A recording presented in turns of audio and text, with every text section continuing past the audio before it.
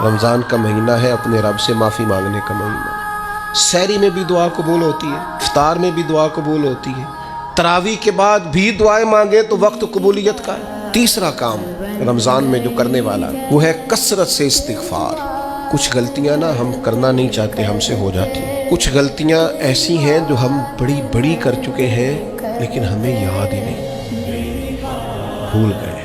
کچھ خطائیں ہم سے ایسی سرزد ہوتی ہیں جو لاشعوری میں ہو جاتی، ہمیں سمجھ نہیں ہوتی کہ یہ خطا ہے اور اتنی بڑی ہے۔ کسی شخص کو بعض اوقات کوئی ایسی بات کہہ دیتے ہیں کہ ہماری نظر میں وہ بات معمولی ہوتی ہے، پر وہ بیچارہ ساری رات سو نہیں سکتا۔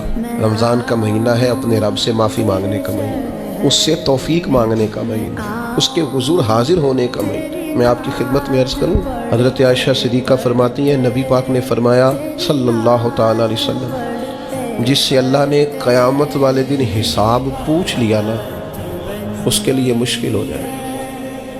حساب یسیرہ یہ ہے کہ وہ مہربانی فرمائے اور فیصلہ جب کرے تو کرے ہی درگزر والا۔